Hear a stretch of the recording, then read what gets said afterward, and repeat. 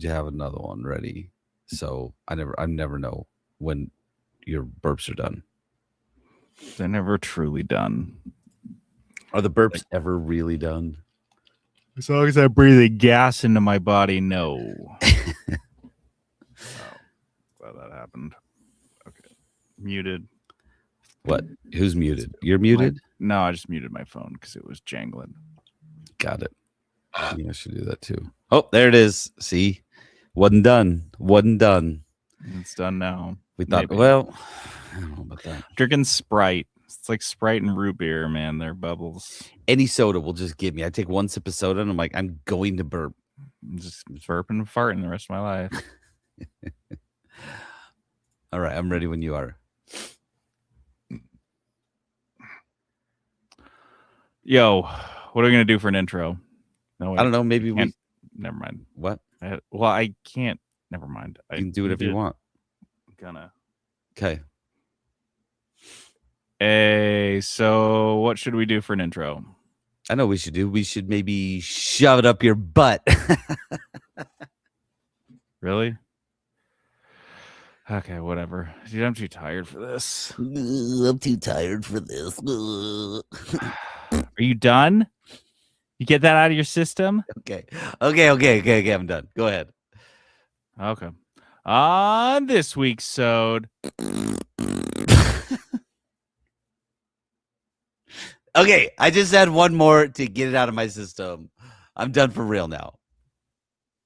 Okay. On this week's sode, Call of Duty will no longer be doing... Duty. I can't do this. I can't do your butt. I can't help it. Okay, just move it along. I'm not going to stop. You've just trolled into the 3-Bit Gamer Troll. Welcome to the 3-Bit Gamer Show. I'm JD. And this is Peterson. And does someone else want to host the podcast with me? Someone else want to host the podcast with me? That's what you sound like. That's you. I feel like. Okay, I can't start an intro like that because I'll just want to do it the whole time. I'm not going to. I'm not going to. Guys, now you get it. You're like, I wonder what Peterson and JD are like outside the podcast. Here you go. So here's the magic. Like... Here's the behind the scenes magic you're missing out on.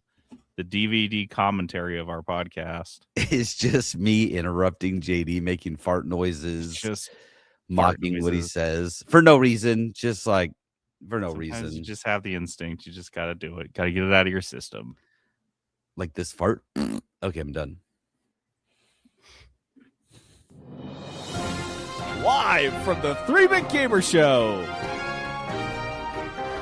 The news.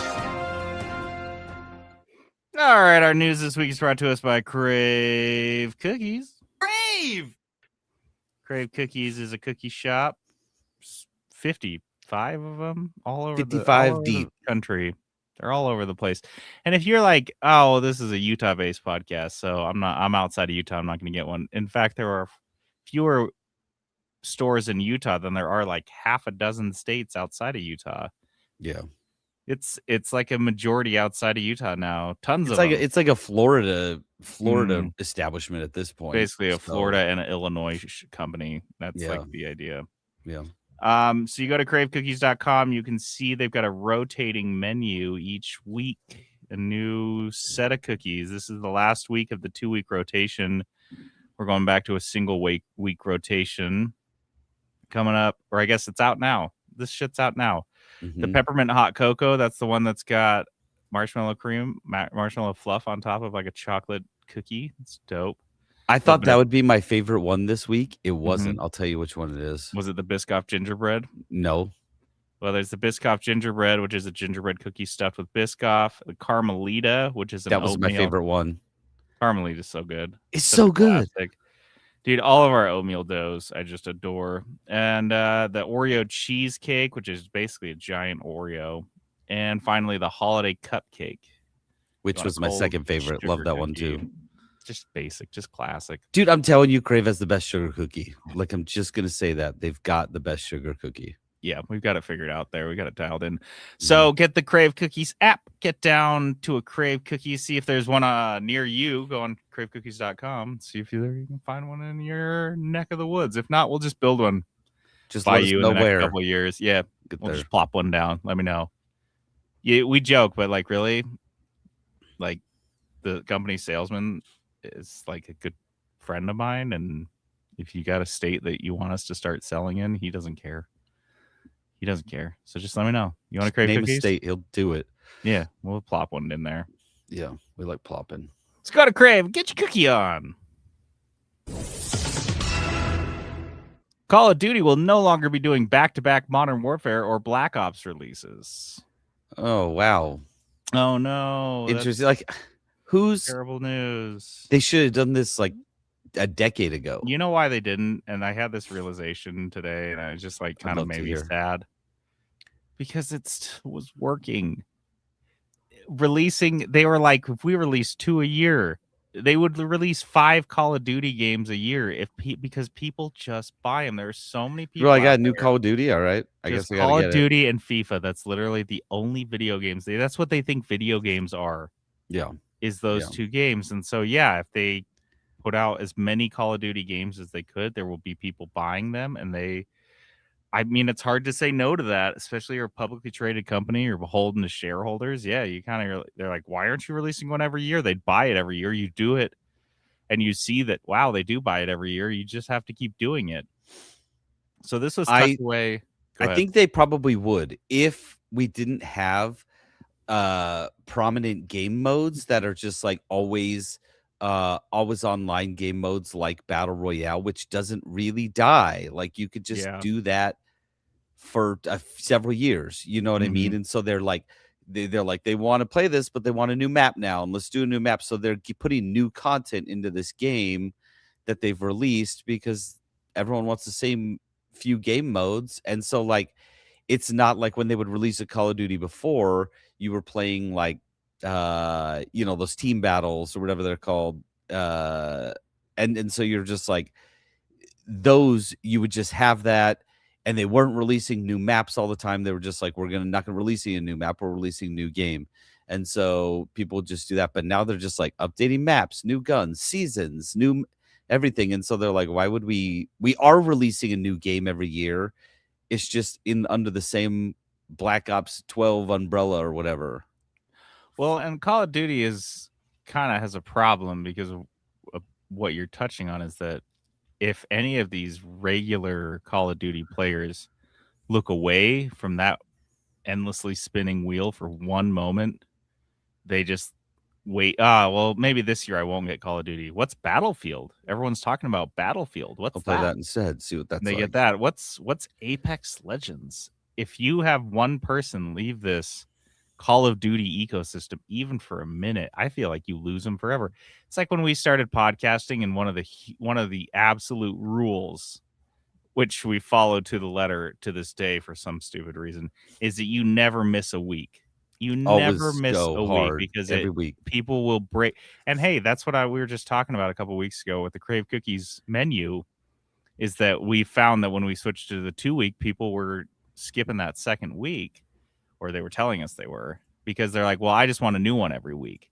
And then you break that habit of them coming into the store every week. You break that habit of people buying Call of Duty every year because you don't release it one year and they go looking for something else, and you're scared they're going to leave your ecosystem. So they've I feel like Activision trapped themselves on this treadmill by, initially chasing the money, which was to their detriment. But it's kind of interesting. So this was tucked away in a recent announcement for Call of Duty updates, including offering Black Ops 7, which we know has not been selling super well, for free this weekend. I guess this past weekend. So that's that's not that unusual, doing free weekends, but the game is that fresh. It's kind of crazy. Yeah. They say in this release, quote, "We will no longer do back-to-back releases of Modern Warfare or Black Ops games. The reasons are many, but the main one is to ensure we provide an absolutely unique experience each and every year." So I had to look this up because I'm not really on the annual in the know on Call of Duty, but they were going back and forth between Black Ops, Well, it was kind of all over the place because originally it was like Call of Duty's made by Activision or Infinity Ward versus Treyarch, and those were two pretty separate companies. And one made Call of Duty 2, then the other one made Call of Duty 3. Then the other one made Call of Duty 4 Modern Warfare. The other one made another World War II one, and then they went back and forth between Modern Warfare and Black Ops for a little bit. This was way back in like the 2010s. Yeah. And then since then, it's just been kind of all over the board, with Black Ops being the running game and the other one just being kind of a random whatever, like Call of Duty Infinity, that one that was like Halo or whatever the fuck.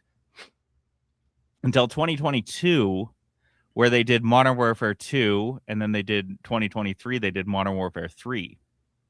And then on 2024, they did Black Ops 6, and then 2025, they did Black Ops 7.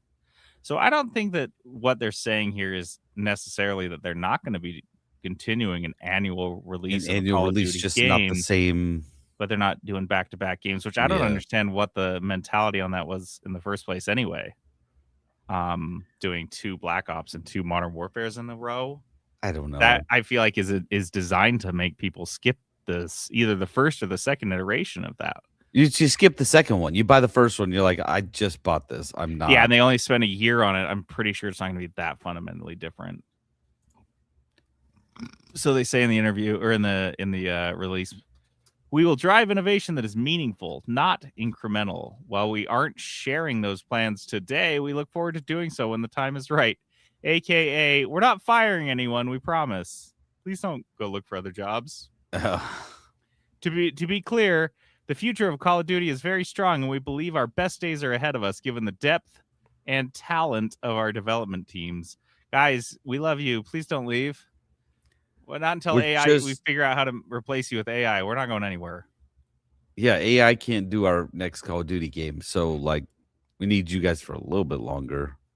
We need you to train the AI so we can make Black Ops 8, 9, and 10 all in the same year.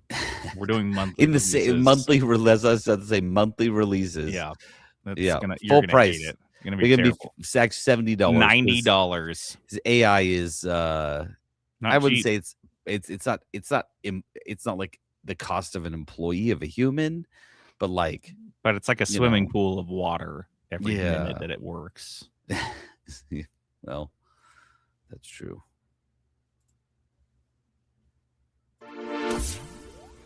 id Software, the team behind Doom, is the latest studio to earn itself a union.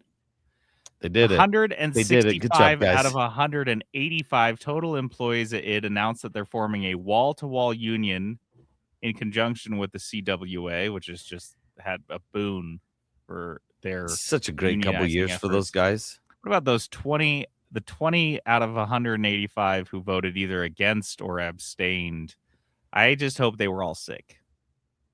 Because what the fuck were you guys doing? Come on. We know what they began organizing this in 2023. Trump told them not to. But things ramped up after studio closures and layoffs from Microsoft last year. Mm-hmm. So this is something they were like muddling with, and then Microsoft came in and just started chopping heads. They're like, okay, let's get on this. Let's get on this fast, which is hilarious. Like this, I mean, which is exactly what we've been saying and exactly what we predicted and exactly why we reported on layoffs for the last 2 years, because they are hugely important and they are going to have a massive ripple effect that we're not going to see the end of it until 2030 and beyond. Like this is crazy that they spend all this money, and part of this, if you'll remember, was that they had a deal that they struck with CWA. Microsoft did when they were trying to secure the Activision deal, that they're like, we'll let you come in and just do whatever unions you want. We won't interfere with anything. We won't run our counter whatever programming to try to discourage employees from unionizing. And there will be a deadline for that, but that'll be our agreement. And CWA just fucking ran with that. Mm-hmm. And this is the tail end of that. This is probably one of the last ones out of the door. But this is a quote from one of the lead service programmer, Chris Hayes. With Bethesda unionizing, it was a push for people to start talking, and that's when it started. But then the big push that got it rolling was the closure of Tango Gameworks and layoffs within Microsoft at Arcane Austin. It was a wake-up call for a lot of people. People decided that it was time that we took the future into our own hands.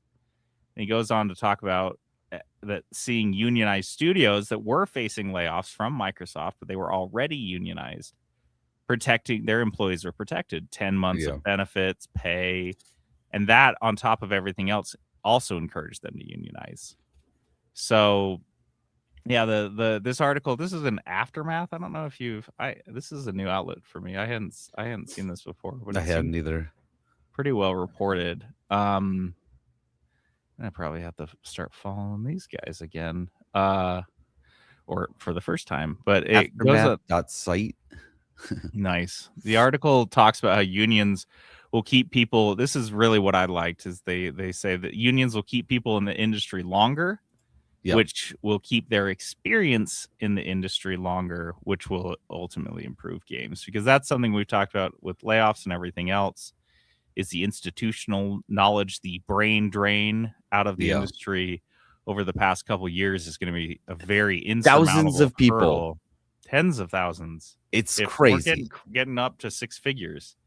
And so that's a ton of knowledge and experience. And that doesn't include like straight up shutdowns, like studio shutdowns and people leaving. Like, yeah, this is like, there's been a huge brain drain. Sorry. If you can't, well, no, it's if you can't plug that at some point, what are you gonna do?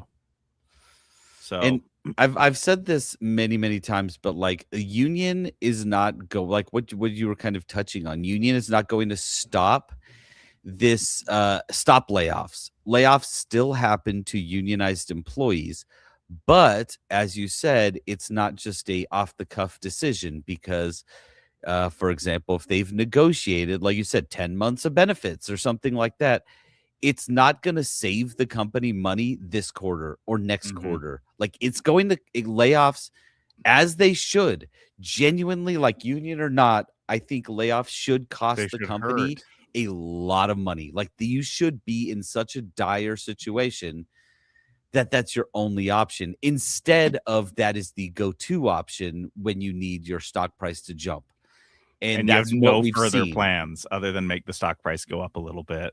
Right, and then you're like, "Hey, we'll figure it out next quarter." We'll just make everyone work harder because they're afraid of getting fired. The unions are the solution to that. You need it to, like in Japan, you need it to cost the company a lot of money to do layoffs. Like it's got to hurt. It's got to hurt real bad to make that decision, and that's what unionizing can do. Obviously, if they don't negotiate that, that's not gonna happen. But like. That's what it can do. Set up a bunch of those protections. Whereas if you get laid off, you're going to get a bunch of severance. So it's going to cost the company a lot of money still for months and months and months. Yep. So anyway, one more union. Dude, it's crazy that it keeps happening. We knew it would, but like it's finally happening. You know what I mean?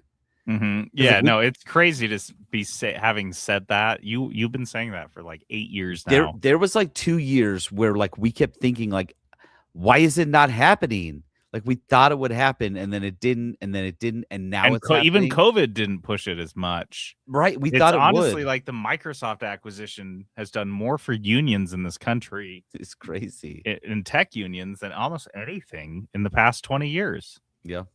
Yep.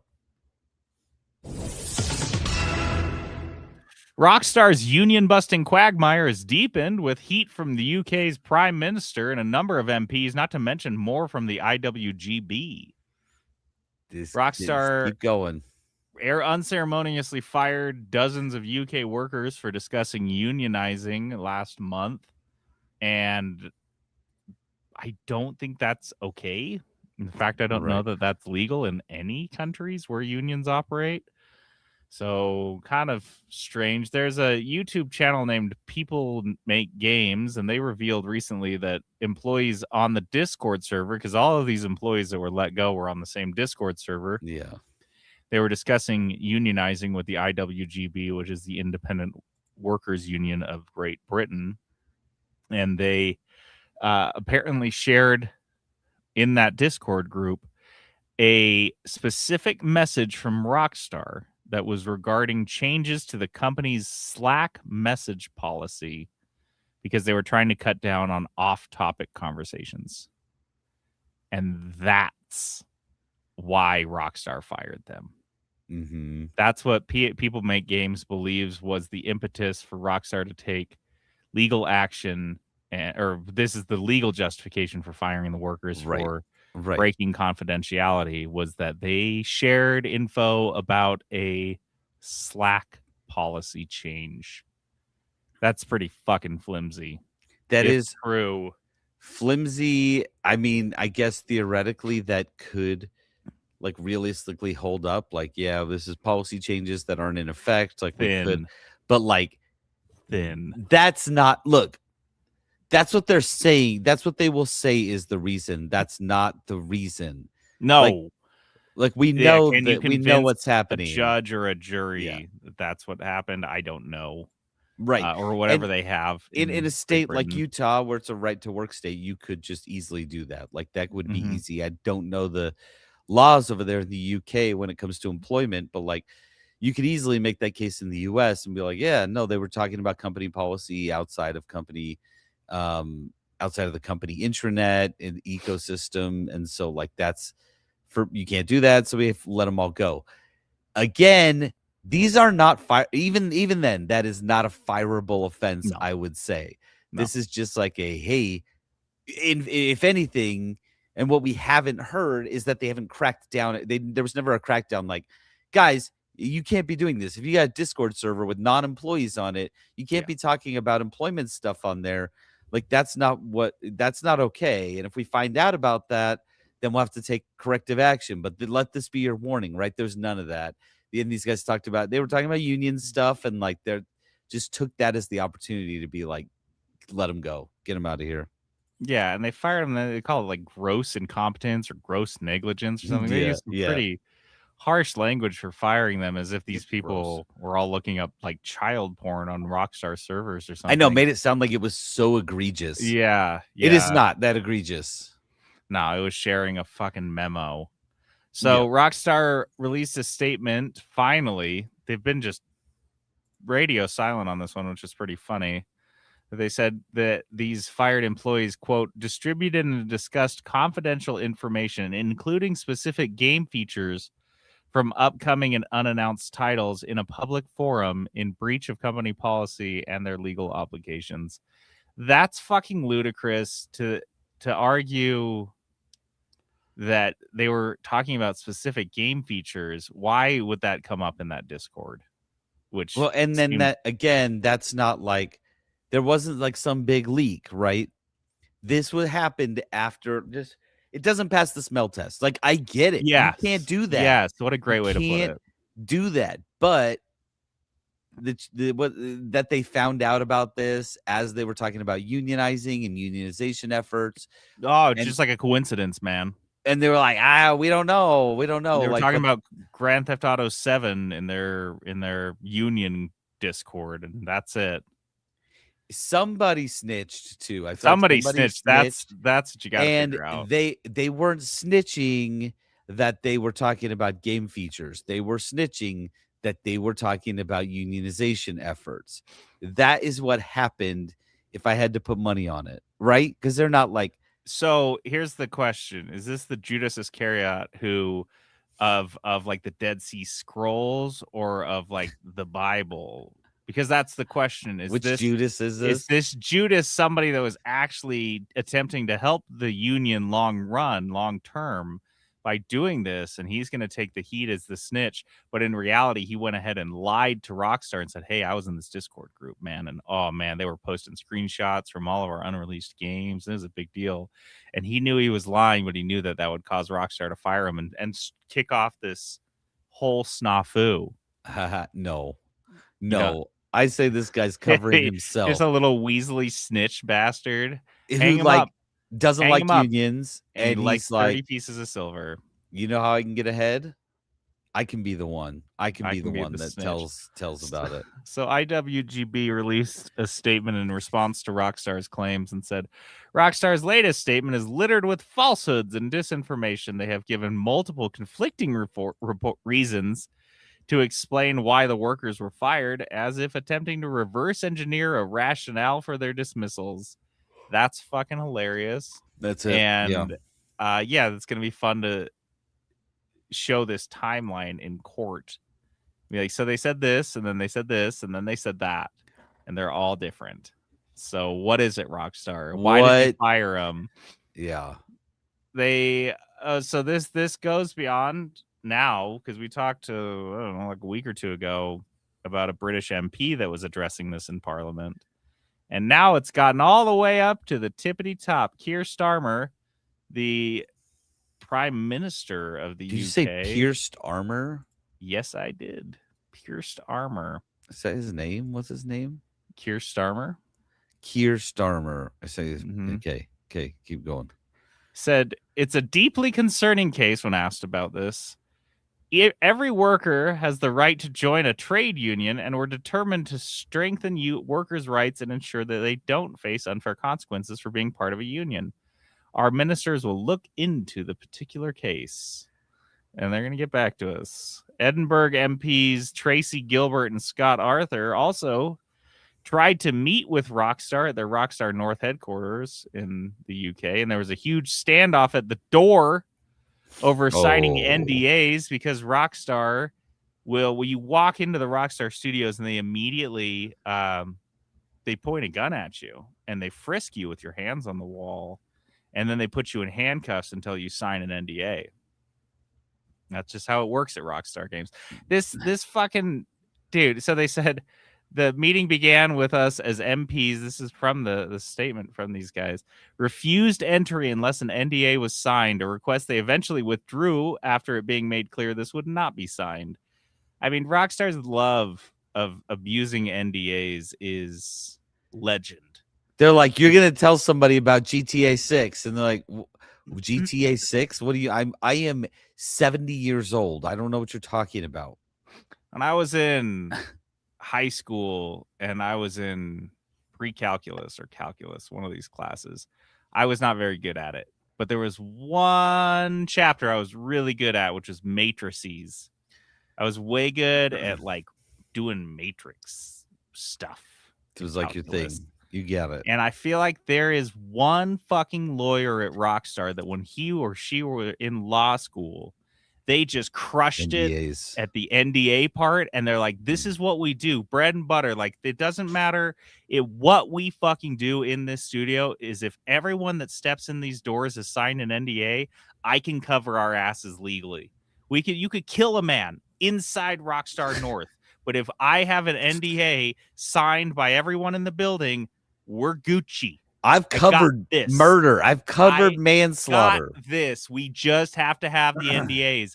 And so when he heard that two British MPs walked inside without an NDA signed, he's like, I quit. I don't know how to do law without that. That's all I know is NDA abuse law. That's my thing. And you guys said they didn't have to do it? Like, why am I even stupid? Here? Why am I even here? Just fire me, because I'm not actually a lawyer. I only know this one thing. It's just one thing is NDAs.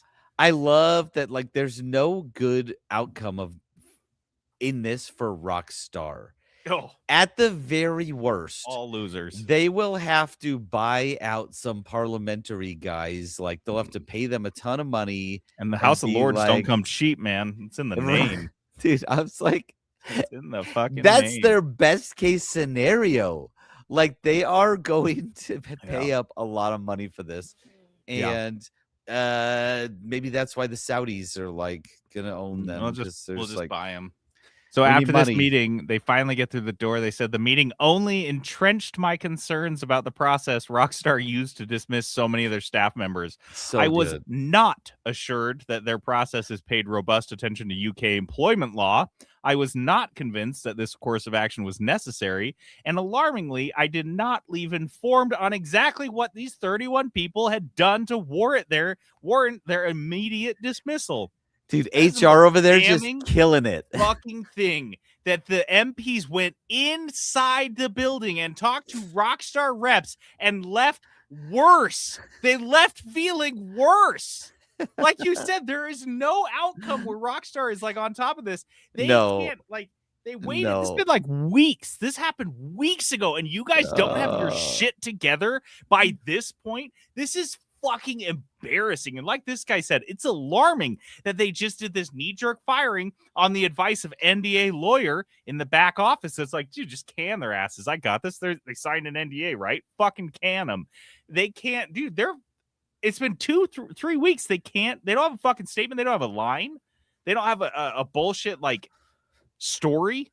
They got nothing. Like, okay, if I proposed as an HR person, proposed firing a whole 31 people 31 people at once, doesn't matter what they're in.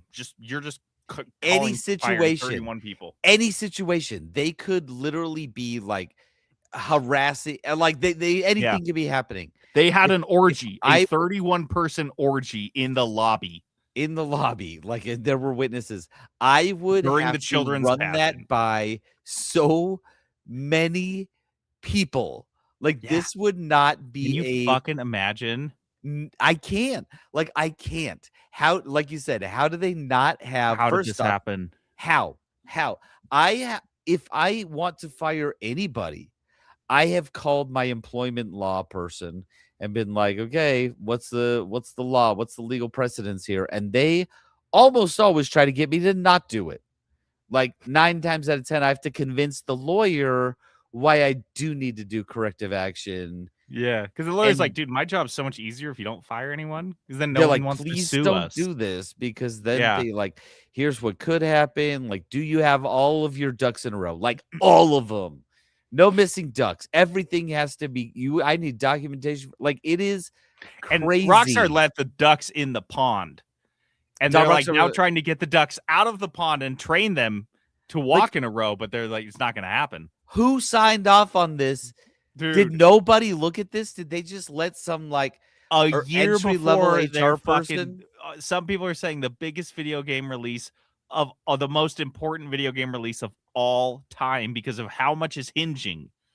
The industry is hinging on this game, GTA 6. Everybody's looking at this shit like this. Put these guys like in Silicon Valley, cordon them off, completely cut them off from all work, and just put them in an office every day. They come in, they do no work, and you pay them their salary and they leave. That has got to be a cheaper option than what they did. Just 1 year of just paying them to do nothing, and then you can lay them off or whatever. What you've done here is ludicrous as a response, as a union busting tactic. It is the dumbest shit I've ever heard. You might as well have driven around in a company vehicle and thrown bricks through their fucking windows with threatening messages tied around them, because that's the level of dumb union busting shit they're doing right now. Like 1920s level union busting. Yeah, like you get hiring thugs to just get out there and just start. This is Pinkerton stuff. Yeah, you fucking imbeciles. I can't wait to keep following this story. Me neither. Honestly, I hope they just get sued or something. It's gonna be fucking gnarly. Yeah. And it's all in the lead up to this game. Like this is gonna be a fun story next year. I love it.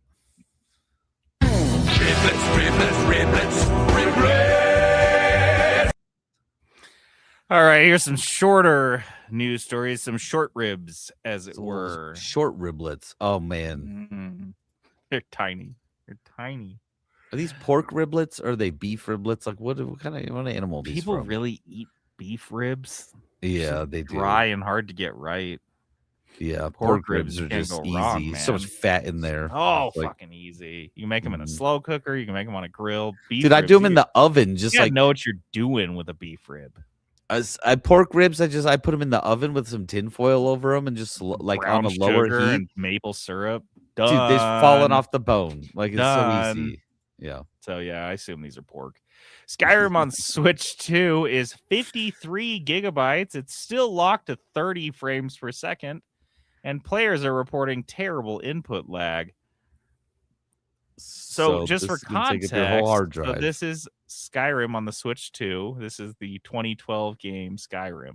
2012 or 2011, maybe, I don't know. And early 2010s.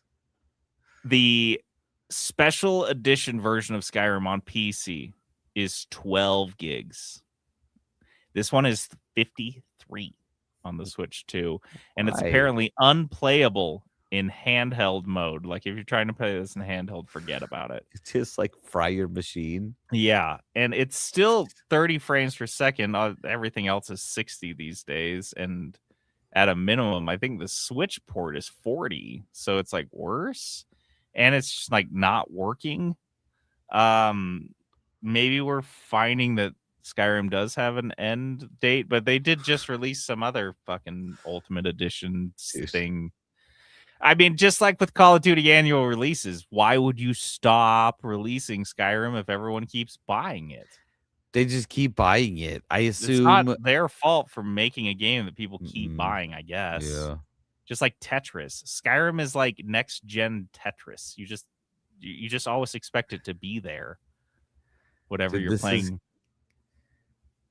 This is killing me though. This is so funny. And did you watch the side by side thing? Like they just cleaned it up a tiny bit. Yeah. And they're like, I don't know, It's that not added a good port. that It's added not a 40 good port. gigs. They should have waited a year or two on this one. That's wild. It's not good. But hey, they needed that money. They're pinching after Starfield didn't sell what they wanted it to. No. Divinity Original 3 is not happening at Larian Studios, nor is a toilet simulator. This is, I mean, even for a riblet, this one's pretty thin. Why are they not working on a toilet simulator? Yeah, exactly. It's a tweet that is, I'm sure, a joke that's a reference to something I don't understand, but it's a toilet joke, so I'm here for it. The publishing head, Michael Deuce, or Douce, I don't know. We know that he was called Michael Douche in junior high, though. He was. Poor guy. On Twitter, he was clarifying that they are not working on Divinity Original Sin 3 after the new, what is it just called? Divinity. Yeah. It was announced at the Game Awards, teased, I should say. And he added on Twitter, I can confirm we aren't working on a toilet simulator at this moment. Again, feels like it's a reference to something. I just tried to look it up. I didn't get it. Do I have to have Netflix for this one? Because I don't. Was it an Instagram joke? I haven't been on Reddit much lately, so like I don't know. These are all going over my head, you guys. Yeah. Is it a LinkedIn reference? I don't know. A LinkedIn reference? LinkedIn memes. An Amazon studio is reportedly expecting 100,000 concurrent players for a game called King of Meat, but it peaked at 320. Not 320,000. 320. 320. And that was during their free weekend. Why were they expecting 100,000? Because they probably spent a couple $1 million on marketing. I mean, there was this game they played on one of these what is it, Mr. Beast, his like reality show. They played like a sponsored thing of this game. Yeah. They were advertising all sorts of places. Tons of marketing was spent on this. So it's published by Amazon. It's made by a studio called Glow Made Games, which, sidebar, that's a great studio name. Glow Made Games. Rolls off the tongue. It's fantastic. They were making a co-op party platformer called King of Meat. I watched some gameplay. It does seem pretty fun. It seems like kind of an interesting. Yeah, it looks all right. It's like a co-op puzzle platformer, and you're playing with people, and you're trying to beat other teams. It kind of feels like a one of those reality show competitions, like Wipeout. It's like co-op Wipeout meets. What was that? Squid Games? Yeah, Squid Games, and it looks like Fall Guys. Yeah. Mm-hmm. So, and I mean, me describing that conceptually, you tell me that does $100,000 or 100,000 concurrence on its opening weekend. I'm like, yeah. You can do that. Like that, it could be trendy. If it's free, like whatever, you can do that. Like but that, like it's on every single platform. Yeah, I could see that. Nope, 320 on Steam, which you can probably extrapolate that out to very thin numbers. Not 100,000 console market as well. And so, yeah, they did say they're going to start laying off employees in January. Not sure That's how many, unfortunate. but they're coming. Amazon Game Studios is really having a rough one. This could Look, have been a nice boon, but no. they shot their shot. Okay, right? They threw a bunch of money and marketing at this game that they made, and it was a huge flop. Like that You King of know, Meat's not gonna exist soon. Like, you that's can it. say that, though. That's a good point. I like that read. Amazon Game Studios has kind of shot their shot. Google, when they did Stadia, they clearly never really trusted or believed in what they were doing, and it showed. And you could tell that they had no commitment whatsoever to the product that they were trying to push. But Amazon Game Studios has really kind of put in the work here. Yeah. They sucked, and they've ultimately become victims of their own management principles over at Amazon being applied to game development. Turns out that doesn't work. Well, you found out the hard way, but they did try. And the fact that they were still, pumping marketing dollars into a game like this after they've shut down how many studios, and even their most successful games are getting shut down.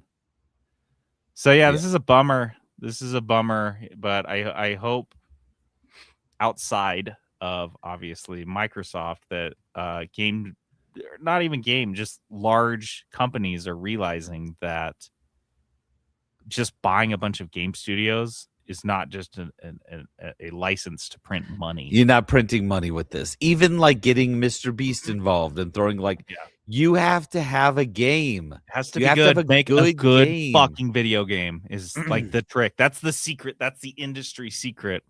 Just like Hollywood tell figured out anybody years and years ago, you can't just make shitty movies and make a bunch of money. You can. There are certain models in which that works, like The Asylum, but The Asylum was not purchased by Amazon. It's like an indie little shop that does its own thing. they're But not like printing money either. They're not like making a ton of money. Like they make and a even lot of movies. Hollywood makes really good movies and they flop.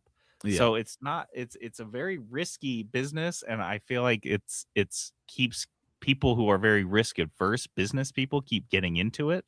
The only risks they'll take is with other people's money, and now that money has dried up because interest rates are so high, they're like, oh, I don't want to do risks. Well, then you're in the wrong fucking game, guys. Yeah. You're in the casino now. This is the only way to make money is taking fucking risks. Throw those dice. Spin the chamber, Boris. Spin the chamber, Boris.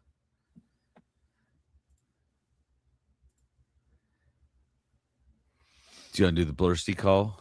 No, I deleted it, didn't I? No, not on mine. Oh, I deleted it on my own. Wow, you can't just do that. That's not this. No, guys, if you want to get in Blursties, we're probably going to be putting the show together starting this week. So raise your hand, everyone but Phil. Raise your hand. Already locked in.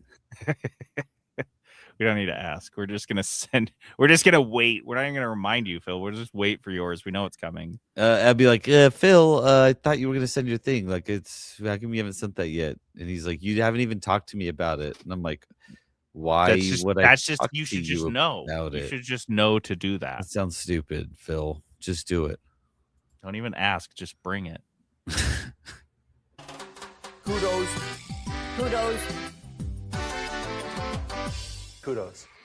All right. So positivity, which I could use today. Let's use a little. Yeah, you could. Yeah. I think I had good things that happened today, but they were kind of buried. Yep. In ugly things. Mm-hmm.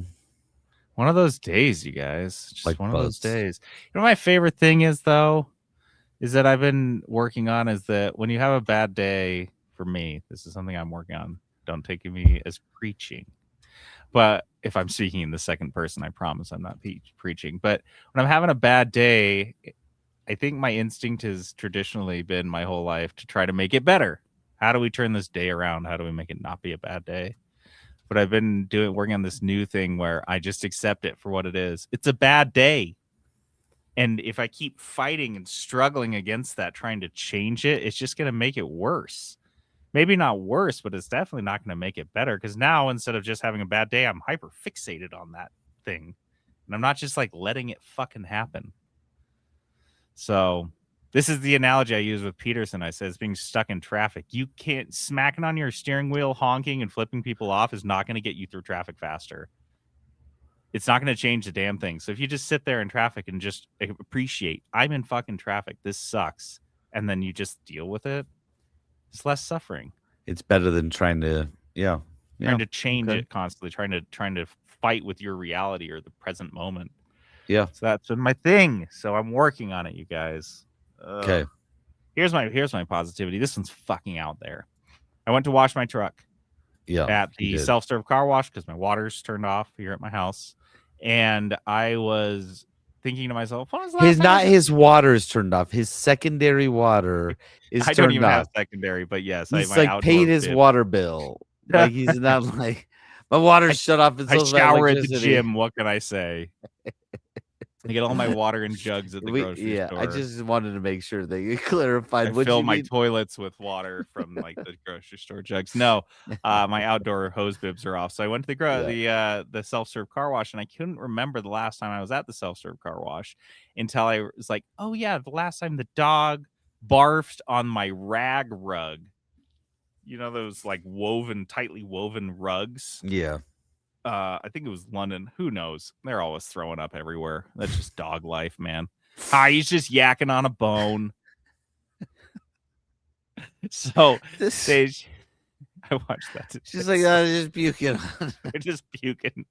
They're just shitting and puking. That's what dogs do, man. Like little kids. So one of them threw up on this rug, and I took it to the car wash, and I blasted it with the soapy water, the regular water, water. I just kept doing it. I took it home and left it in my garage to dry. And I came in the next morning. The whole garage smelled like dog vomit. It didn't do anything.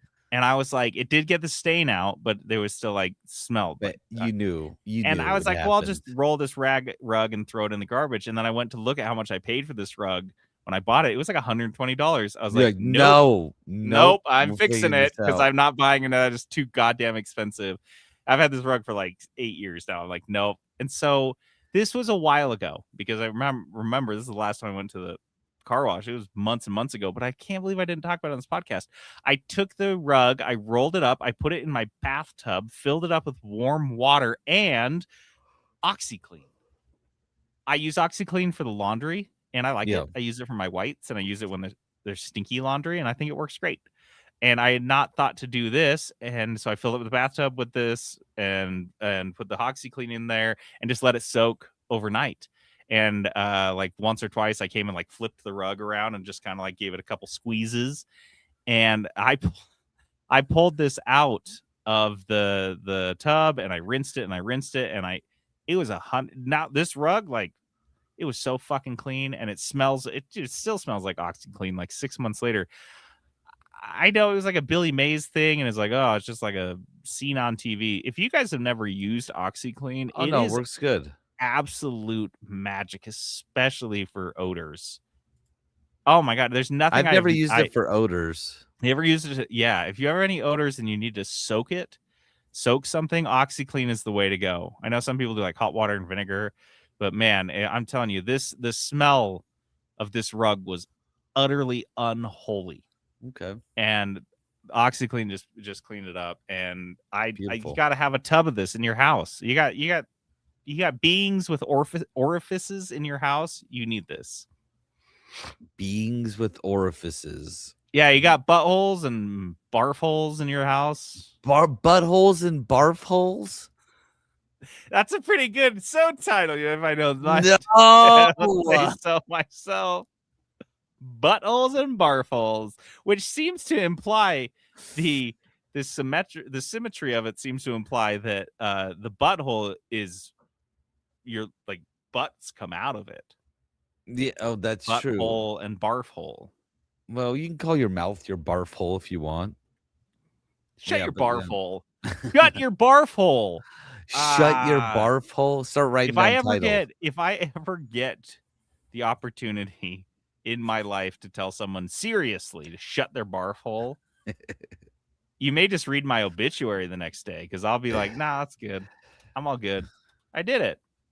I'm all done. I said it. I said all the best things. I said all the best things. All the best things have been said.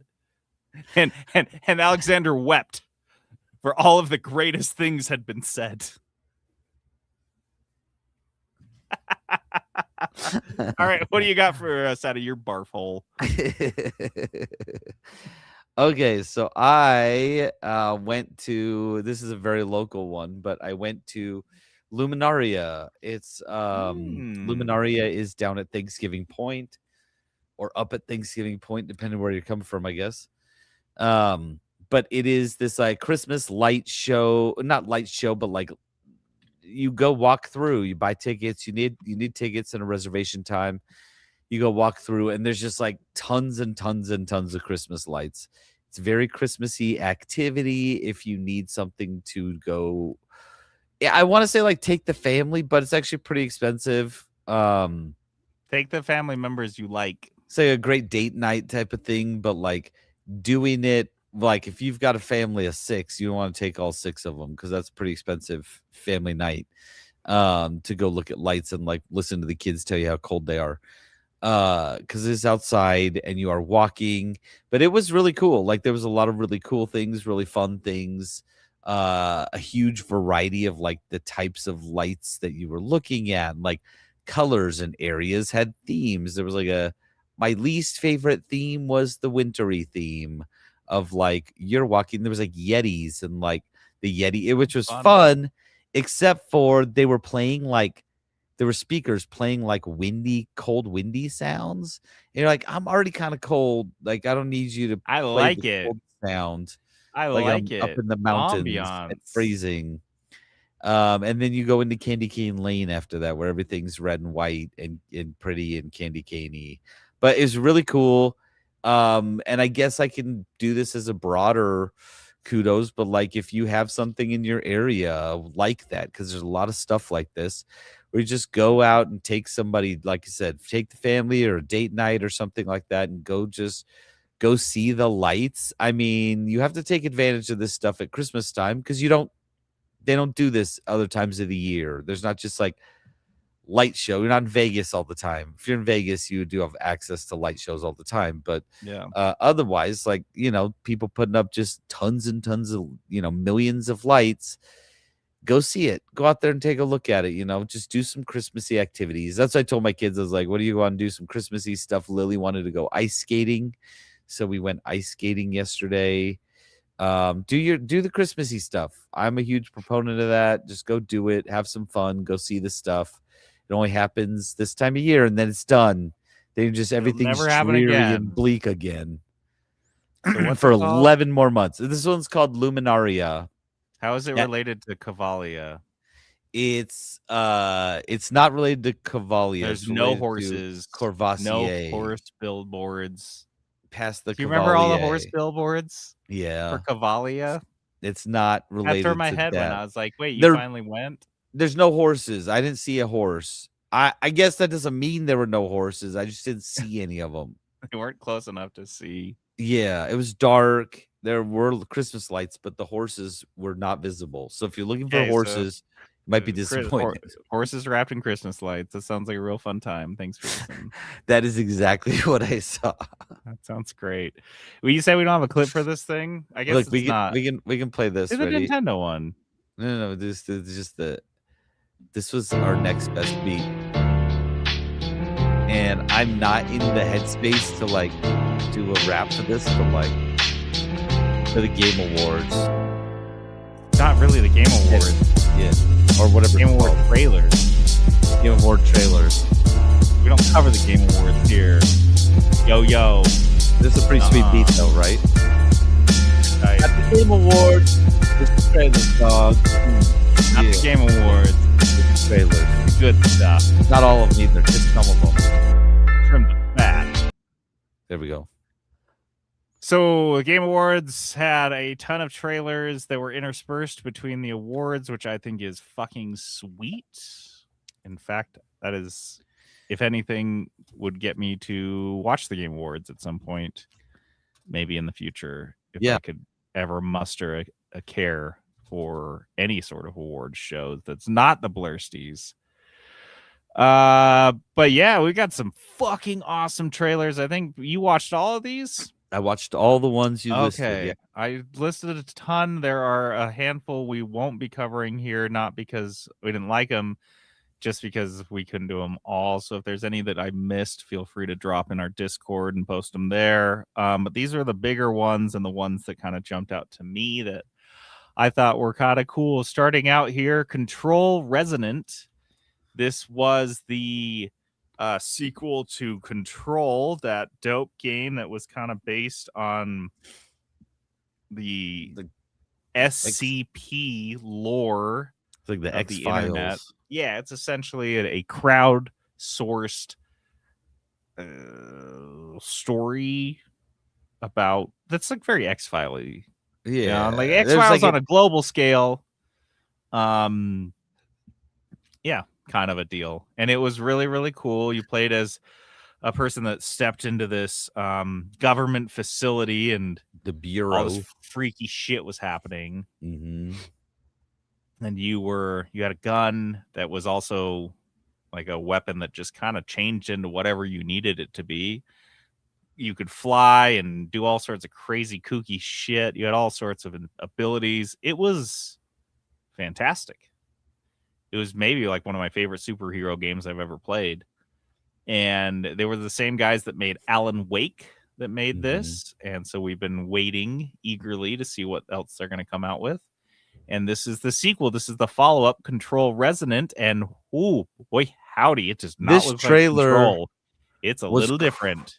It was like the Control Bureau or whatever they call it escaped. Exploded.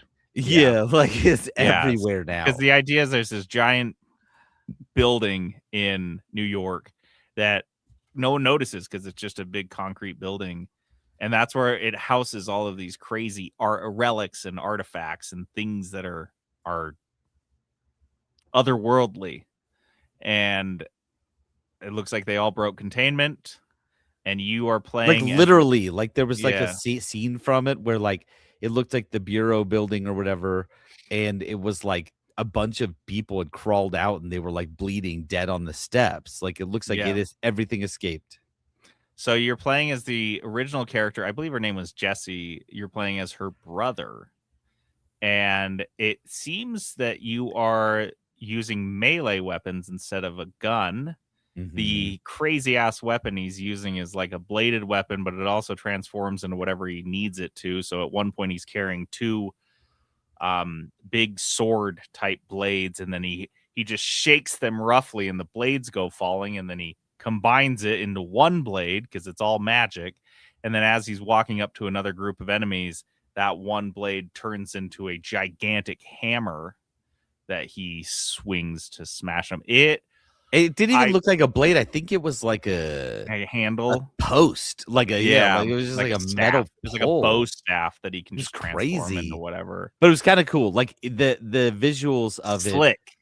It does really not get good. slicker than a Control game. This is slick. I think really good. There's no way on God's green earth this won't be amazing. This is going to be an amazing game. Hands I do down, think so too. Matter.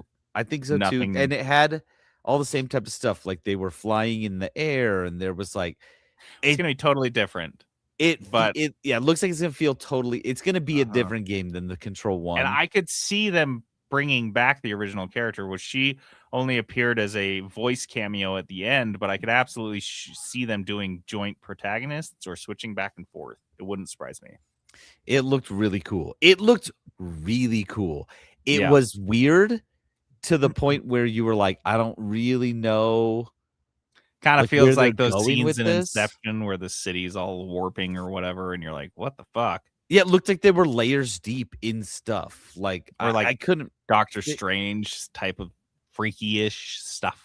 Yeah, like you couldn't tell what was going on, but I'm sure like they did a great job telling the story in the first one. So I'm sure like that'll all be made clear along with some really cool gameplay. Because not really clear, cool. Just kind of opaque. Just like it will be. Game.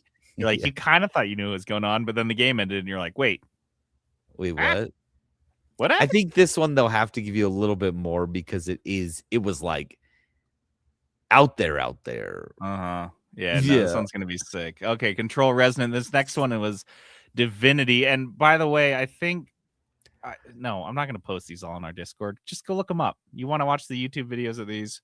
Just type in the name of the game and Game Awards and trailer, and you'll see it. Like You'll it's see it. yeah, and there's 3 So minutes. sorry, but we'll describe this one. This was a purely it's just for a game called Divinity.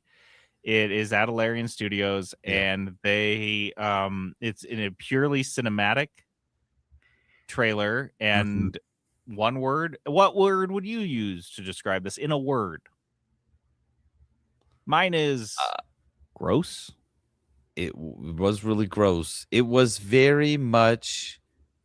Gosh, okay. So first off, I knew it was Divinity because you had posted it, but like I was imagining watching this live and being like, "What is this?" Because they didn't show Larian Studios for a while. I'll describe the trailer. Basically, a guy wakes up hanging from his wrists by shackles, and we don't know where he is. By like chains, metal chains. Cuts out to a festival. It's happening. Some sort of harvest festival is going on, and you see these large wooden structures that are like sculptures or whatever, and the people are dancing and fucking around them and playing music. Like they're and all literally of a sudden having sex, and there's like pigs eating vomit. That like it's wild. Like it's raucous. It's gross. And then at some point they light these structures on fire, and it's revealed that the guy that was hanging from the chains is inside one of these structures, and he starts to burn alive in graphic detail. But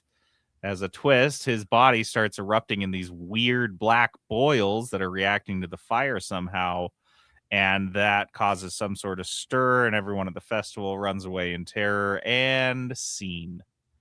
It was, and then he leaves like this gross, big, evil-looking pillar behind him. That was, yeah, it was gross. It was gross. It was very much the dark D&D feel, like the darker side of the whole thing that Larian has leaned into with the Divinity games, with the Baldur's Gate. Like there was a little bit of gross, and this one was over the top. And dude, I don't know, maybe this is just me being a wiener, but I am kind of over cinematic trailers. They don't do it for me anymore.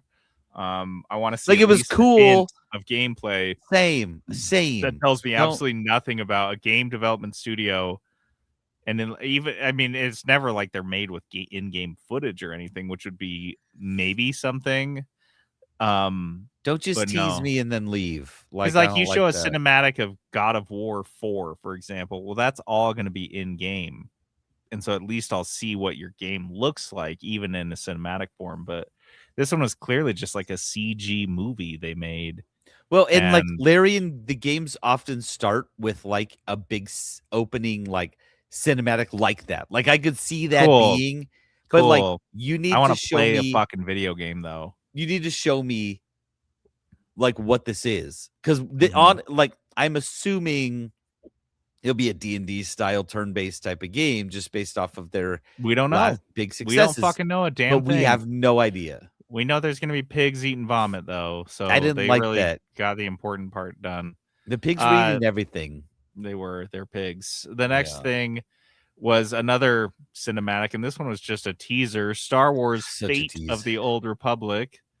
Dumb. Even for a cinematic teaser trailer, dumb. Feel like I wasted my time. The least exciting for a Star Wars thing, because what it shows is like someone in a ship, and then the ship lands, and there's like a like a close up on their face, and a lady and a robot, and then like some kind of minion with a gun, and they're just walking a lot. Like they walk really far. Can't wait to read about this game getting canceled in 5 years, because they clearly aren't even working on it. They have nothing. They made a stupid dummy trailer that anyone could have made in a week, and they put this up like, okay, cool, thanks. Pointless. Honestly, show me something. Fucking show me something. When it comes to the Old Republic franchise, I know that they're trying to get people hyped. Not like this. It's not like this. Yeah, exactly. No one wants this. Like you need to be 2 years further along than what you currently are. You need to show up to the Game Awards and be like, look, here's a playable build. Right. Before anyone's going to get out of bed. No one cares. I thought the same thing you just said. This is going to get canceled before we ever see it. Like, yeah, Like, I'm not There's going to no get excited about this. I want to. Old Republic stuff is dope. I want to get excited, but I'm not because I think it's going to get canceled.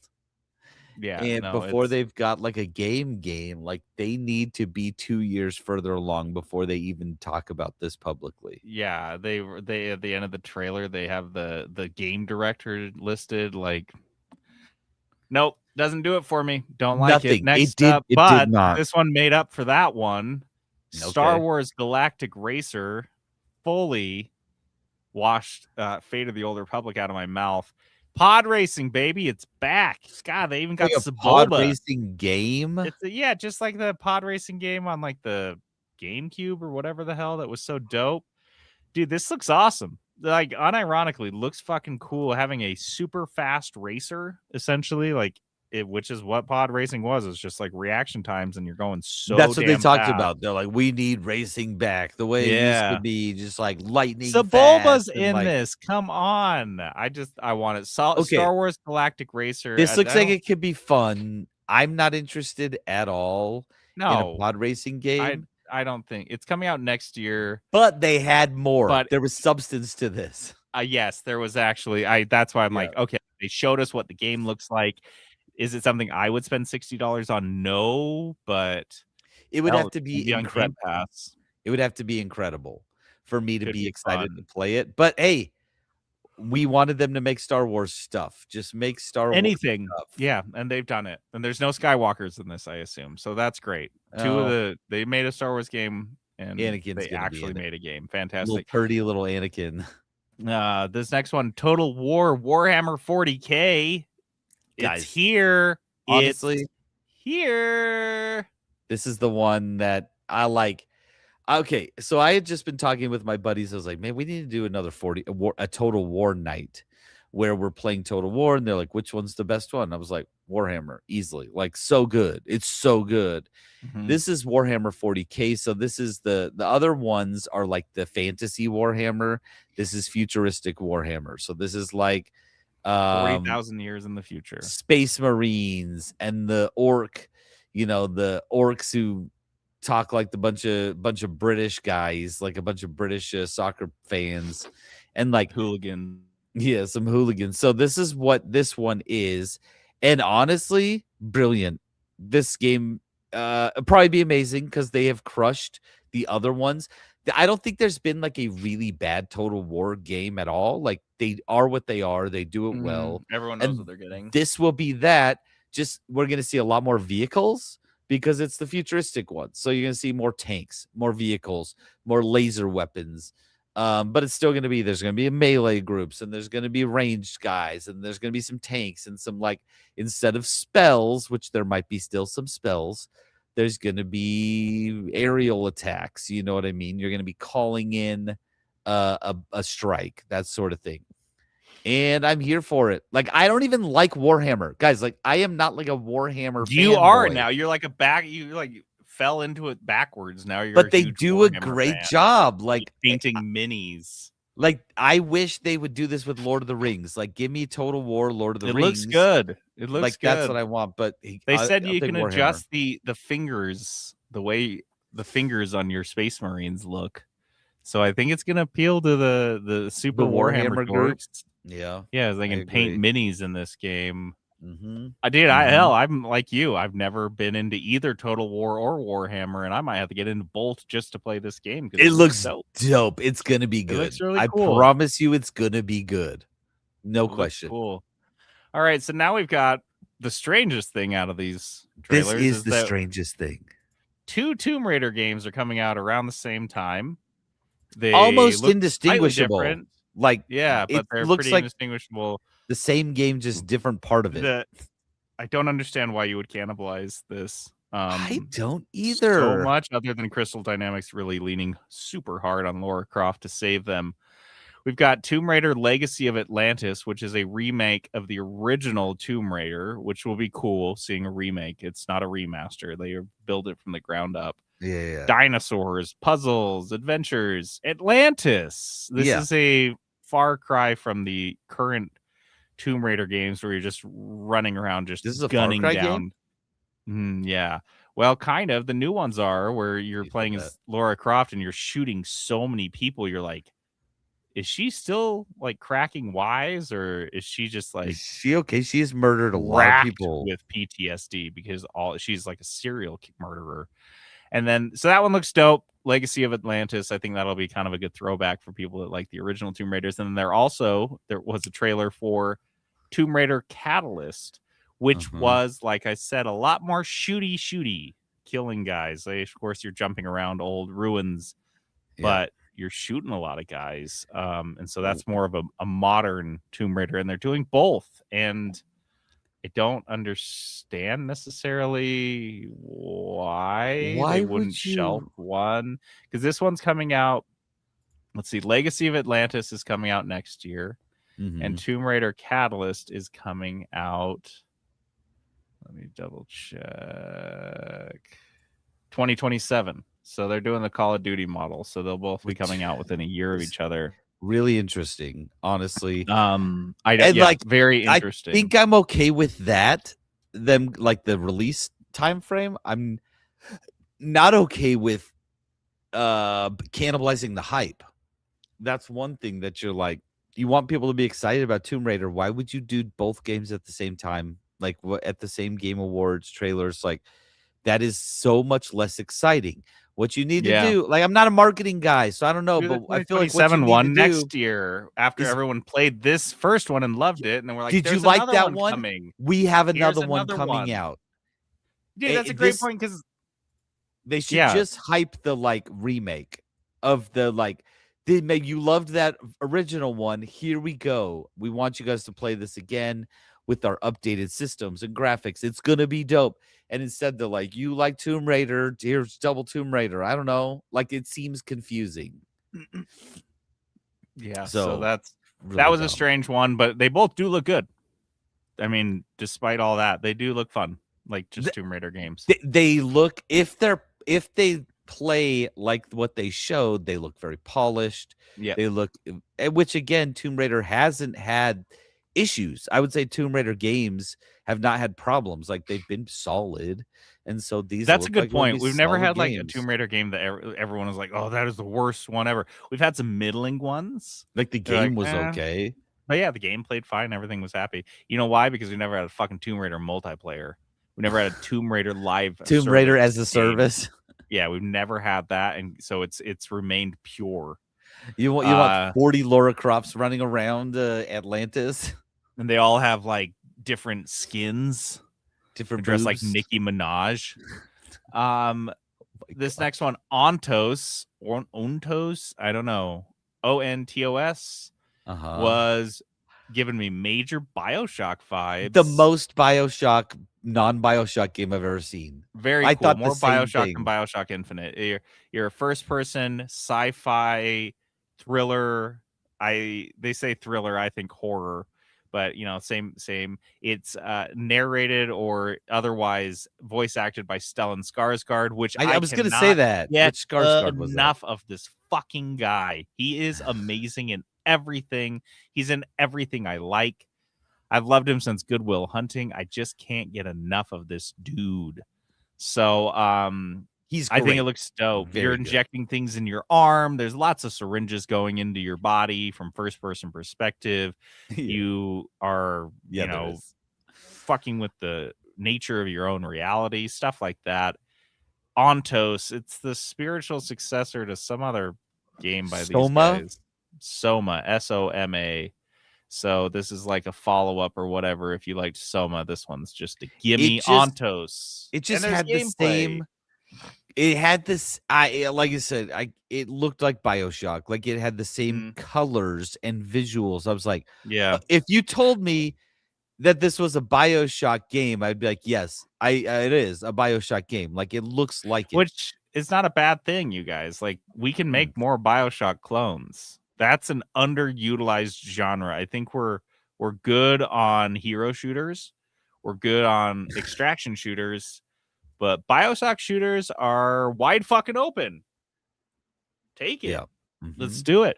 Now these are a few more here. These are, I guess, all in the cheery ones. I put them all together, I guess. Yeah, you did. Bradley the Badger. Bradley the Okay, Badger.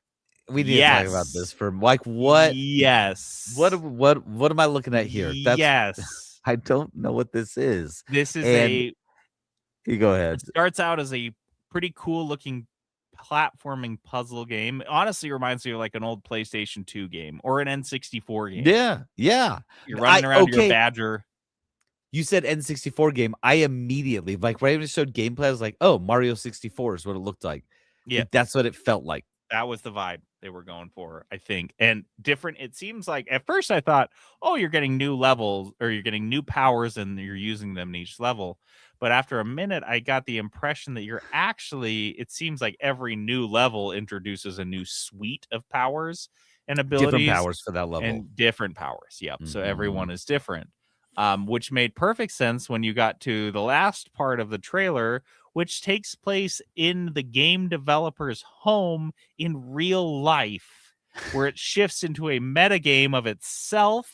Yes. And the developers are appearing in live action videos where they're actually interacting with the characters, or are the characters? I'm not entirely certain. It looks crazy kooky. I almost wish they hadn't spoiled that part and let people walk into this cold thinking it was just a fun puzzle platform, because I was interested in this before the meta twist. I was too. I was like, oh, this looks fun and funny. Fun. Yeah, it looks like a game I'd pay $30 on and be stoked. It looked like Rocket Raccoon, just you're a badger instead. Like he's making like commentary. He's got like a deeper voice, and the abilities that they showed off look awesome. Like, and I don't know if you picked this really up. Fun stuff. They're playing off of a lot of other games. So the first one says Badgerborn, so it's like Bloodborne, and then the second one is Last of Us. Cyber Badger. Mm-hmm. So it's like Cyberpunk, and then there's a Last of Us, the Last Badger. But the whole time you're this like colorful badger character who's just like running around doing these crazy abilities. Game parodies is absolutely also an underutilized genre. And I think we can get a like a scary movie style video game where it's just lampooning games, but it's still fun. And I think Duckov has shown us that. Yeah. Go ahead and do that. Like, just have fun with it. Just have fucking fun with it. You don't need to get all stuffy about it.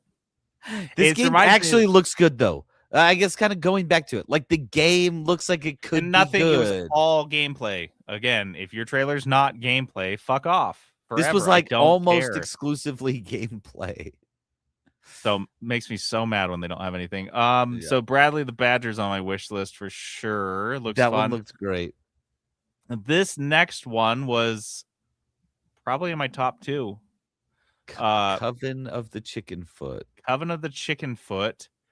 It looks like a good old indie 3D puzzle platformer. Seems familiar. Like if you play, you're like, oh, what does Ori and the Blind Forest look like in third person? This. So that's kind of the look.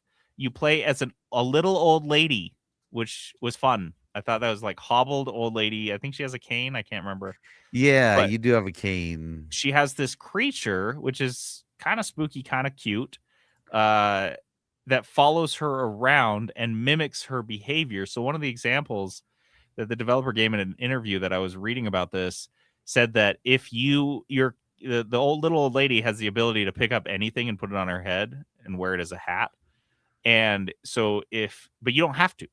But if you do it at some point in the game, the creature will notice this and mimic that and put on a hat. And then for the rest of the game, he'll be following you around like, oh, I found this like helmet, and he'll put it on you to keep you safe.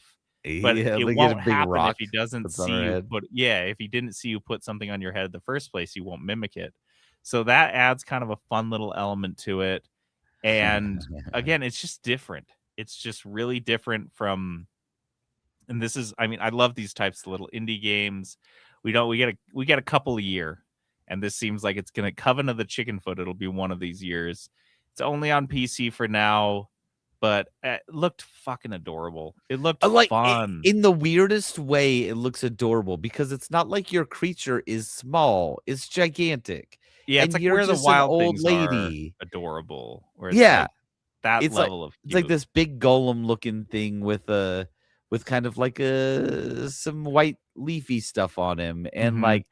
but he's just like it looks like you're this old lady and you can do whatever you want because this creature is going to keep you safe. Like there's a part where Yes. she jumps off this big old cliff and he like runs over so she can land on him.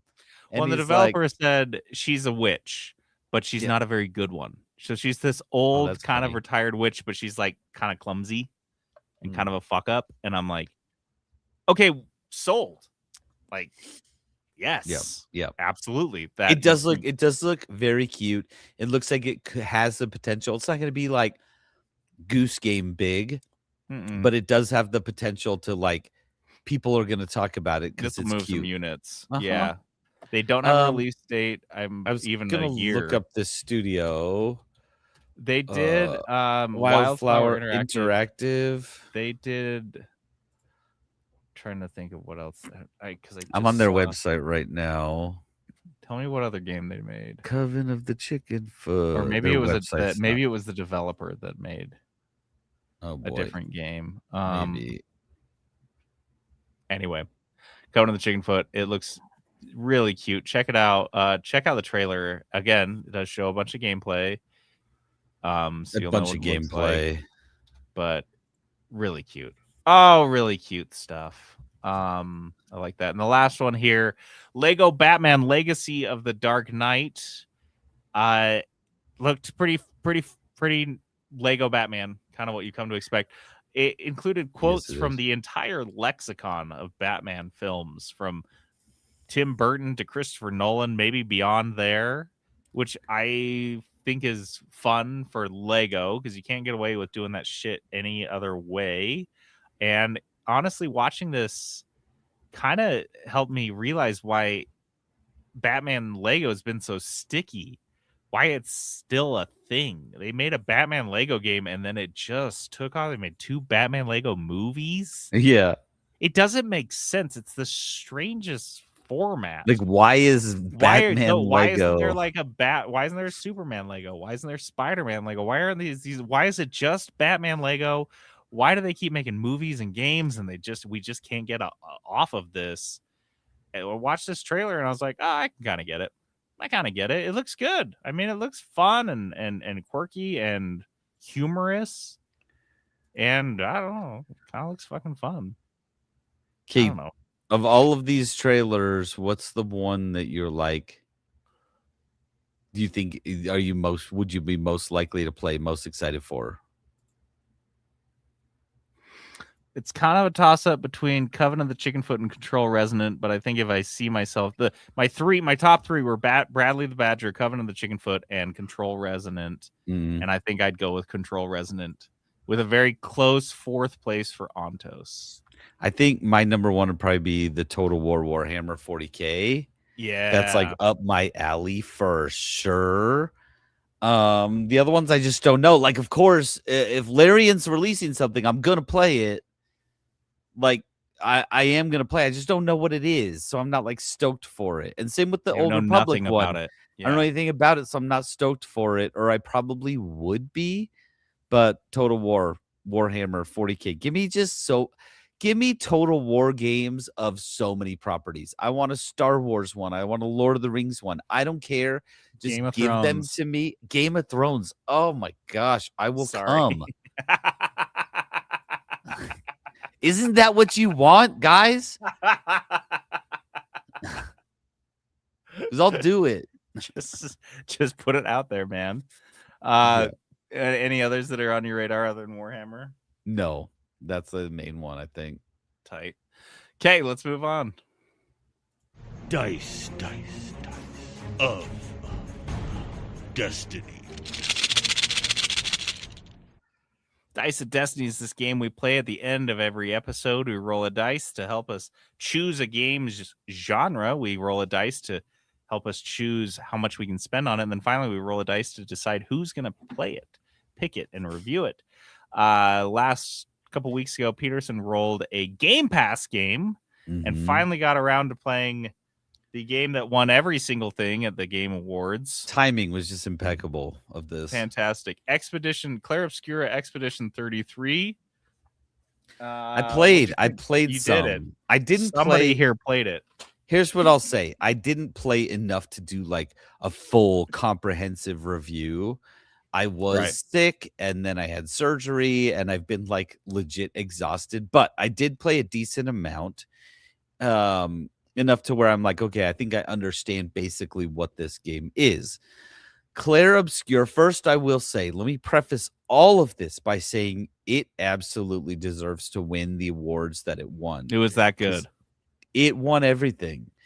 And you boot up the game and you kind of go into it. I will say it's a little bit of a turnoff for me, but only a little bit because I was kind of enjoying it. There was a lot of cutscene for the first while. I mean, Oh, like, no. I'm like the first hour, you are mostly watching cutscene.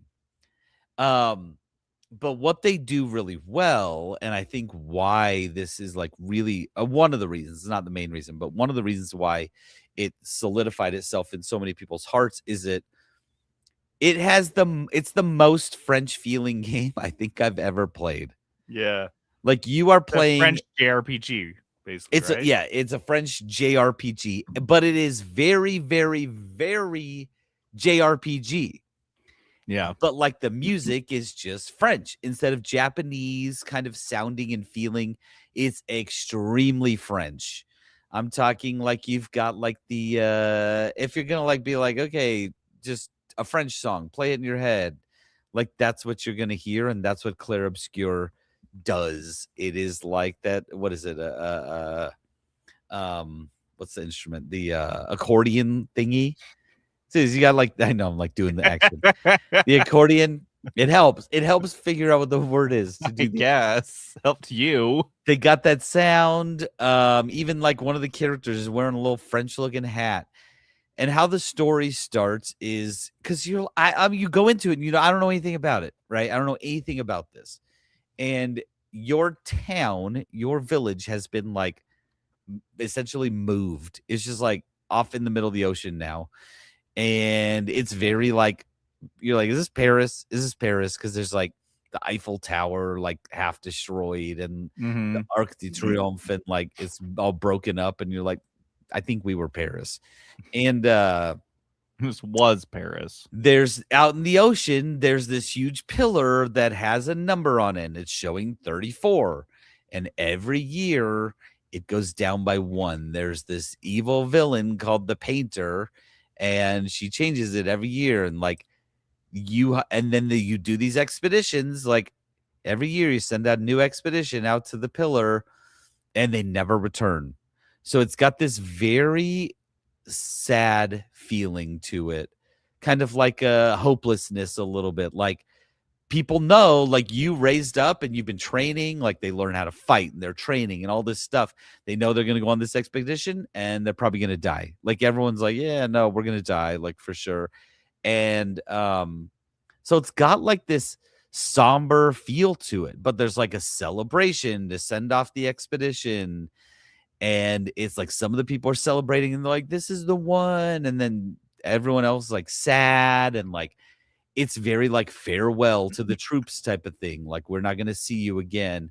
And again, you're playing this French music the whole time. And like, it's got this very somber feel.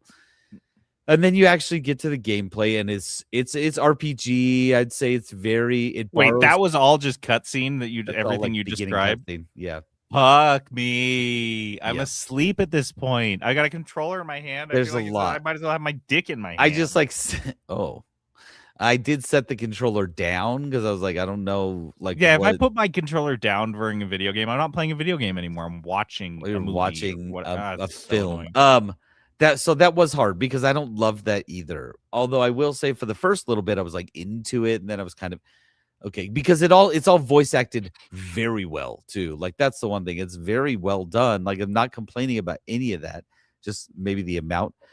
Once you actually get to the expedition and you're doing combat, you get a lot less cutscene. Like it's significantly less. There will be exposition like while you're playing, while you're moving, interactions with the characters. So it's very much like becomes more RPG. Mhm. But it's I'm not saying no cutscene, just less. There's not cutscene. no cutscene, just a Just little less. slightly lower cutscenes. So the combat, it's very much has a feel of like Persona to it. It's like stylized and you're turn based. So you're picking what attack you're going to do, who you're going to do it on, and then you do it. The one thing that's very different in this combat, which people loved, I will say it's not my number one favorite, is there is like an element of you have to press the button at the right time to maximize your attack. Quick time. You're doing your attack. Yeah, quick time event. If you hit this right at the right time, but mostly in the form of defense. Like there is attack version of that, which was a little bit easier. But it's more important on the defense side of things. When you're being attacked, you can parry, you can dodge. I found this because I'm 43 years old. I'm old. So I found it to be a little difficult. And it is like a little bit like there's audio cues and visual cues a little bit, but it still takes a minute to like figure out. Like you're probably going to lose a battle before you're like, oh yeah, I got this. Especially when it comes to like boss types of fights. Mhm. Like if you don't parry and dodge, you're going to lose. So you have to do it, which I'm going to be honest, I didn't love. People love it. It's more active. It does make everything feel more intense. And that is a feeling you get throughout the game. They do a good job of making you feel tense. You are not okay just like wandering around the map. You feel like you need to move forward all the time. You're like, I got to keep going. I got to keep going. Like there is not like these, just going to wander around like I'm so OP, like nothing matters. That's not it. There are fights where you feel like you're OP and there's builds you can set up where you're going to feel OP because your different characters have like different attack styles. Like all of them have like some sort of, I would say, currency that you're using. So like the main character, when you attack, you're going to build up this currency type, whereas you've got a big special attack where it's going to, the more you've built up, bam, the harder it hits. And so there's a lot of strategy involved there. There's a character where they change their stance, and that's going to change how you're approaching different fights and things like that. So the characters do play very different, which is kind of cool. Is very interesting. But like these quick time events are so important. Like there are fights you cannot win if you're not dodging. When I watched gameplay on YouTube and stuff, the people that were playing were always hitting them so perfectly that I didn't even notice that they were happening. I was like not. Missed them. I'm not that good. Then I realized there's a lot of quick time events in this. It can be much more difficult, especially if like a new enemy. It can be pretty difficult to like figure out like, wait, how are they doing this? What are they doing? And like, I don't love the feeling that you have to hit it to win this fight, and you have to hit it over and over and over to win this fight. I don't love that, but it can turn the tide of the fight because if they're doing like a triple attack and you parry all of them, you're going to do a counter attack, and that makes a big difference to like during their turn to eliminate a big section of their health bar.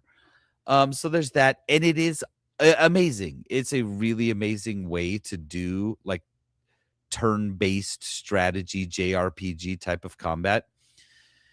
There is a lot of strategy to it because there is like a skill tree where you're figuring out how you want to do your skills. Robust. It's pretty robust, but even more robust is there's like this spell, I can't remember what the Pictos, I think they call it, this like skill, these like skills you can buff your skills using this magic system, and that is crazy. Like for me, is a little overwhelming. Like you look at it and you're like, I don't know. A lot of the menus in this game looked pretty overwhelming. It was a little overwhelming, but again, they really dive into the strategy aspect of it, of turn-based strategy, because you can build your crew to have a build that feels OP until you get to like a boss fight, and then it's like, okay, like I'm not as dope as like I thought I was, because this is now like changed everything. But even the way you do your attacks is kind of like there's gonna be some thought into it. You're like, okay, if I do this, then that's gonna build up this currency, and like I might take a couple hits, but then and so you're like really you're doing a lot more strategizing than I feel like you do in a lot of JRPGs.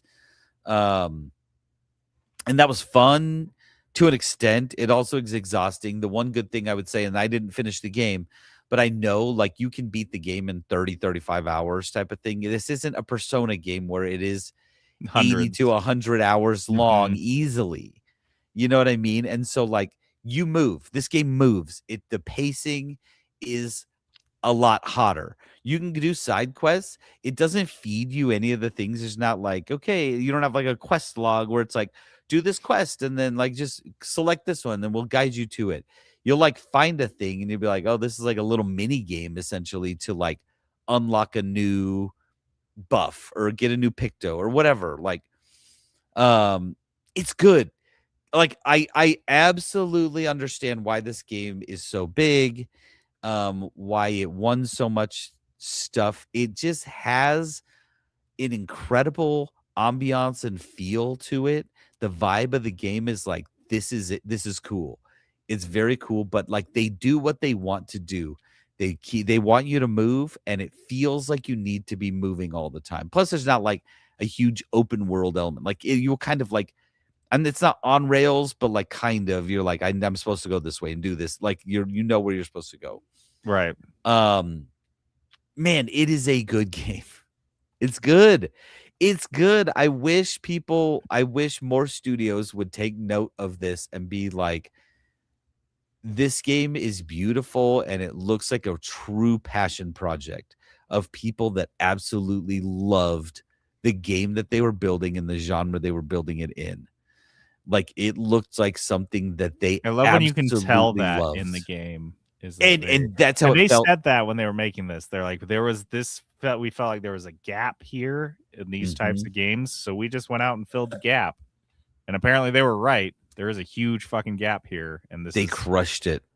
And like, if you like Persona, you'll love this game. This game just it feels like a JRPG, but it feels French, and it I don't know how else to explain it. It's French very FJRPG. dude, so good. This game is so good. Was I playing it and like obsessed with it while I was playing it? No, and I think that's because I'm not great at the quick time event side of it. I think I'm a Yes. little bit lazier than that, than how it felt. But man, I'm playing it and I'm like, this game is beautiful and incredible and so well done. Like I have no complaints about. There was nothing in it that was like, ugh, that sucked. It was just like so well done. It knows what it is, and it did that flawlessly. So my overall review is everyone should play this game. Like everyone should Just play buy this it any game. price. You buy this for $60. Yeah. Buy for $60. Like the Game Awards show that this game was absolutely beautiful. This is along the lines of like Baldur's Gate 3 for me, where it's like this is an incredibly well done game. And like kudos to that whole team for just like putting together an amazing game. Yeah. Tight. Well, Love I'm it. glad we got that in. We did our own review on that as a follow-up. In case anyone was wondering, why is this sweeping the Game Awards? Now you know. And I do have to do a mea culpa. I didn't even know what this game was. Yeah, you a were few making months fun of ago. the name and how silly it was. Everyone was like, "What? You don't know this?" And I'm like, Yeah. well, I feel like why would I know this? It's Yeah. stupid. I'm sorry. Well, Mea culpa. now you know. Now you know. I know now. Okay, so that means we've got a re-roll. Let's start with our genre. Okay, you got a 20? Or do you want to do it? You can do it. I got 20 banger. It's a bone 20. dice. Look, bone dice. Bone dice it, dude. Ooh, yeah. Okay, here we go. 6. 6 is oof. Oh, good. I love it when I get this reaction. Sports. No, why? I feel like we get this genre right away. It gets put on the board it and then gets it's on there and we're back. just like Yep. gone right away. Like okay. The Fucking the dice tell us what to do. hell. Okay, let's roll for price. I got a 5. Thank God. Okay, so Okay. sports for $50. FIFA. Got it. It's gonna be 50. FIFA. I can't wait. All right, and then do you want to just go 50-50 on the? Why don't we do 40-20 since you did like 9 in a row or something like that? Okay, so I will take 4 and 2. 40-20. Okay. Ugh, the 2.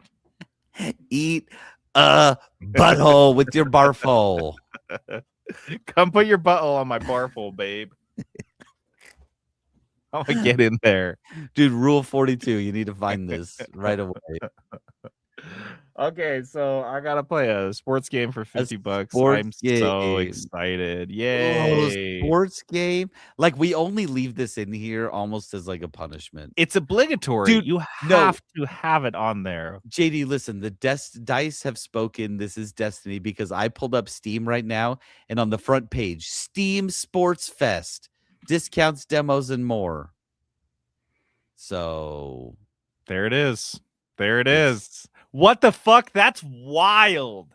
Dude, that's pretty fucking wild. Because I was just on Steam, I feel like earlier today, and it wasn't this. So this That's is like brand crazy. spanking new. Yeah. What? Okay. Interesting. Okay. That's interesting. Okay. I'll check this out. Okay. Well, I will have a sports game picked for next week. And to play us out, we've got the Lumiere theme, which is what Peterson went to see from Claire Obscura. This does have words to it, so I'm going to turn it down a little bit. I saw a funny meme that Claire Obscura is going to go win the Super Bowl next. They're just going to win everything. They're winning everything. All right. Thanks for hanging out. Anyone that was on the YouTube channel, we do stream live on YouTube and the Facebook. You guys can come hang out with us. If not, you can come chat with us after the show's over in our Discord channel, which is just 3 Big Gamer Show. Come check it out. Hang out. All right. I'm JD logging off. And this is Peterson going AFK.